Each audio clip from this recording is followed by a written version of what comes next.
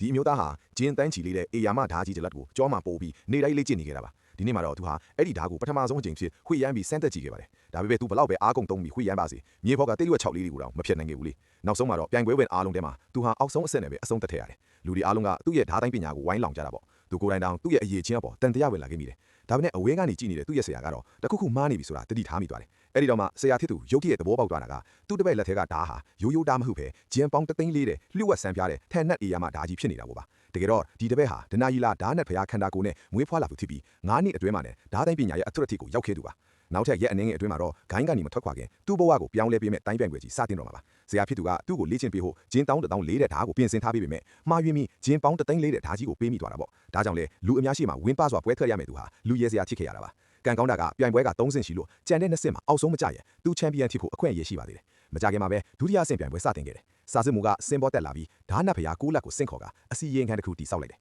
အဲ့ဒီအစီရင်ခံထဲမှာဘသူအကြဆုံးခံရရရှိမလဲဆိုတာပြန်ရမှာပါမျိုးရိုးမြင့်အိမ်တော်ကတခင်လေးတယောက်ကအားနဲ့မှန်နဲ့မိနစ်20တောင်းခံပြလိုက်တာစာစစ်မှုရဲ့အတိအမှတ်ပြုကိုရခဲ့တယ်နောက်တစ်ယောက်ကတော့လူငယ်တွေထဲမှာထိပ်သီးဖြစ်တဲ့မင်းသားတယောက်ပေါ့သူကတော့ဓာ6လက်လုံးကိုတစ်ချက်တည်းနဲ့ပိုင်းဖြတ်ပြလိုက်လို့လူအုပ်ကြီးကဟေးကနေအားပေးကြတော့တာပဲဒါကိုကြည့်ပြီးလူတွေကကျွန်တော်တို့ဇလိုက်ကိုစင်ပေါ်တက်ပြီးအရှက်မခွဲပါနဲ့ဘူးလို့ဝိုင်းလောင်ကြပေမဲ့သူကတော့တွန့်ဆုတ်မနေပဲစင်ပေါ်တက်ခဲ့ပါတယ်ဒါပေမဲ့ဓာကိုမလိုက်တာနဲ့သူ့ကိုကြီးကရိန်းထိုးလာပြီး10မိနစ်တောင်မပြည့်ခင်မှာပဲဒုတိယအကြိမ်မြောက်အောက်ဆုံးဆင့်နဲ့ထက်ရှုံးပြန်ရောစာစစ်မှုကသူ့ကိုလာတွဲဖေးရင်းနဲ့မှဒီလူဟာအားနည်းနေသူမဟုတ်ဘူးပြဿနာကသူ့ဓာမှာရှိနေတာပဲလို့ရေးမိသွားတော့တယ်နောက်ဆုံးအဆုံးဖြတ်တဲ့တတိယဆင့်ရောက်လာခဲ့ပြီအင်အားကြီးမျိုးနယ်စုကတခင်လေးတယောက်ကစင်ပေါ်မှာမောင်းမောင်းမမနဲ့ဘသူလာလာစိန်ချောင်းတယ်လို့ကျုံးဝလိုက်လို့ပြိုင်ပွဲကရုပ်ရုပ်တဲ့ဖြစ်သွားတယ်မင်းသားကလည်းတယောက်ချင်းပြိုင်နေတာအချိန်ကုန်တယ်အားလုံးတစ်ခါတည်းလာခဲ့ကြလို့ဆိုလိုက်ပြီမယ်ဘယ်သူမှမထွက်ရကြဘူးမင်းသားကပိုရဲတင်းလာပြီးလူအုပ်ကိုဒူးထောက်ခံကတိုက်ခိုက်တော့တာပဲလူတွေတယောက်ချင်းဒူးထောက်နေကြပြီမယ်ကျွန်တော်တို့ဇလိုက်ကတော့အညိုးငယ်ခမ်းတဲ့ဘဝကိုညှင်းပြလိုက်တယ်သူဟာရှိသမျှအင်အားကိုစုစည်းပြီးအေယာမဓာကြီးကိုဘေးကိုခွေရမ်းပစ်လိုက်ကရန်သူတွေစီကိုတလန်းချင်းရှောက်သွားခဲ့တယ်ရန်သူတွေကဒေါသထွက်ပြီးဒီအောက်ဆုံးကလူညံလေးကိုအပြက်ရှင်းပြစ်မယ်ဆိုပြီးဝိုင်းတိုက်ခိုက်ကြတော့တာမှသူဟာသူ့ရဲ့မူထူးကြတဲ့ဓာကွက်ကို